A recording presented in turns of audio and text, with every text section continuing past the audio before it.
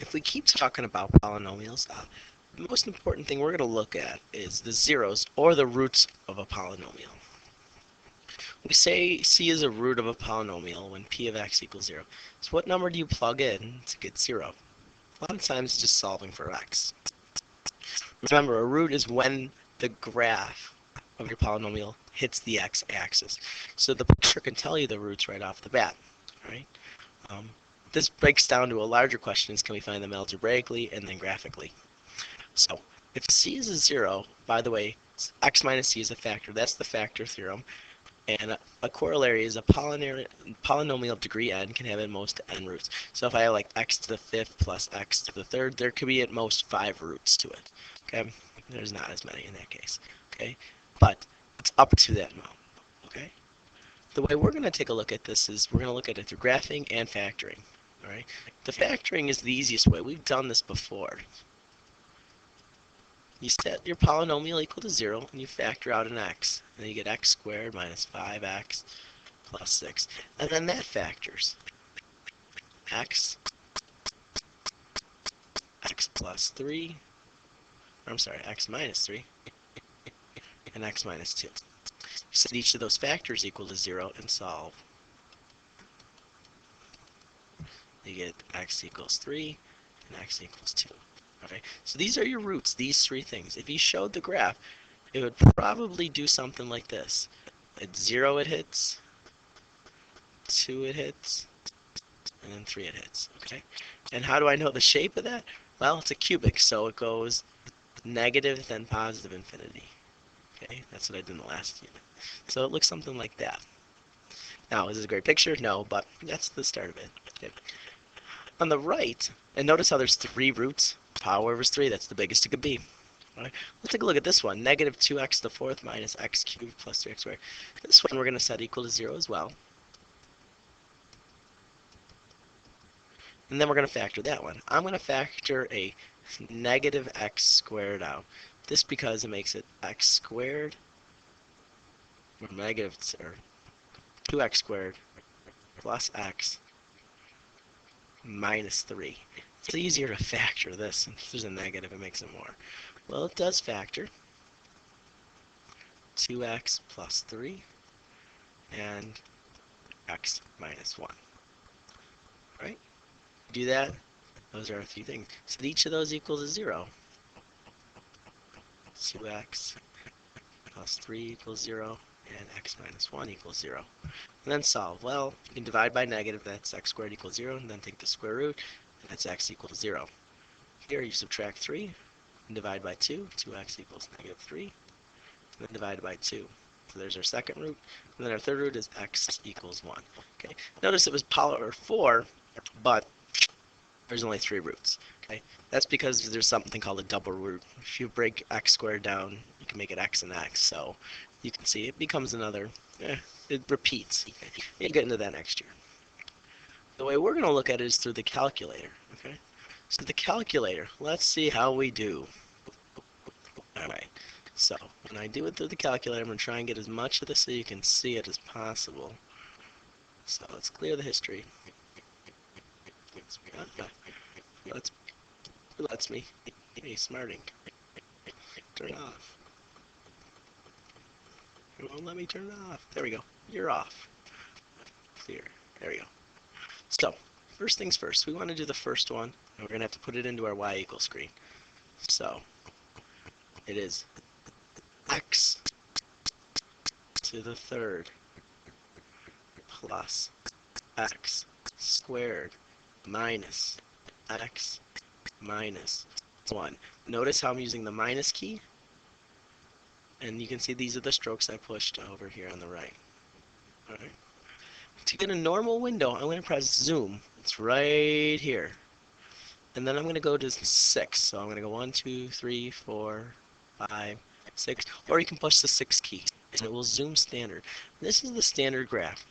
Now looking at this picture, you can say, oh, it looks like it hits the axis twice. Well, if we want to get a better version of this, we're going to zoom in. The zoom button is right here, and you press the zoom button itself. You get a big list. And in this case, we're going to zoom in. And you go down to 2 and enter. Well, you get this little cursor, you get to move around, and you get to pick the place where you want to find the roots, or well, you want to zoom in. This puts where it's going to be, the center is going to be. I'm going to just move in on that part, okay? And it redraws it.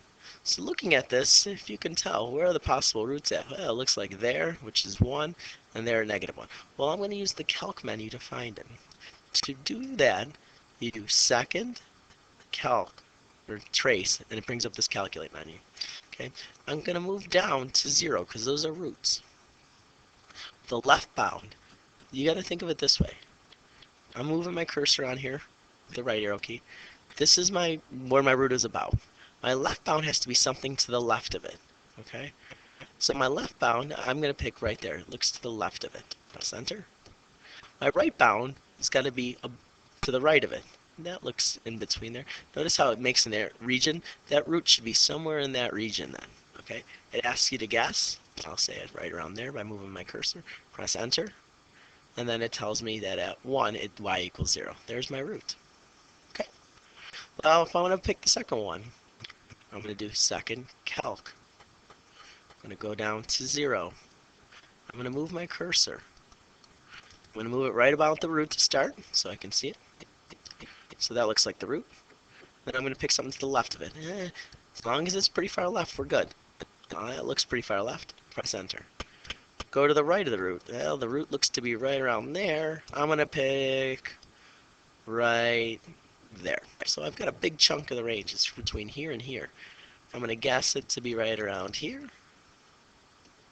And it tells me -0.99995. Uh-oh, it's not -1 like I thought. The calculator does make a little bit of rounding error. Okay, so it's okay if you have that.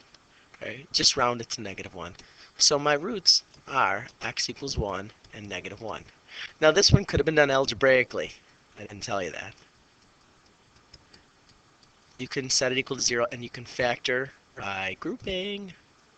Group the first two, group the second two. Take an x squared out of that, it's x plus 1.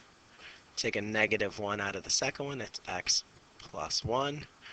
X squared minus 1, group the first terms together. And x plus 1. And this is a difference of square, x plus 1, x minus 1, x plus 1. Set each of them equal to 0. That's -1, 1, and -1. And those are the same answers, okay? Unfortunately, the one over here is a lot nastier. So, we plug it into our screen. Y equals, clear it up. It was x to the 4th, x to the, clear this button so you can see it, x to the 4th minus x to the 3rd. Notice I'm using the minus key, minus x to the 3rd minus x squared plus 16x minus 12. Okay. If I zoom standard, see how it says zoom 6, I get this weirdo picture. Okay. This is where we're going to have to start playing with our window. I kind of want to see the bottom of this graph. Well, if you go to window, you can pick the left and right, so the x's, and the y's are the up and down. But I want it to go farther down. Well, -10 doesn't cut it. I'm going to do -30. Alright, and then I graph it. And now I can see there's the bottom of the graph. Okay. Well, I want to find the roots to this graph. So to do it, it's second calc. I want to do 2 is zeros. And my left bound. I'm going to do the right root first. So to get to the left of that, yeah, that looks to the left of it. Sounds good to me. Right bound. So that one looks to the right of it. The reason I can do this pretty fast is, well, the left bound was a negative. The right bound better be positive usually. Unless it hits it like directly, I'm going to go one's negative, one's positive. Watch it. You have to go left to right. Don't do right to left. It won't work. Especially in the next one, you'll see. Okay. I'll pick the right bound here. So this is positive. The first one was negative. Let's enter. I'll guess, yeah, that looks pretty close. And I get that ugly number. Okay. That is a root. Okay. Yeah, that's it. It's not very nice. It happens. 0.7960347 is one of them. or we'll say about, because it's not even exact, it's an approximation. Can we find the other one? All right, let's try that one. All right, my window is still there. Second calc, 2 is 0. I'm moving left, left, left, left, left, left, left.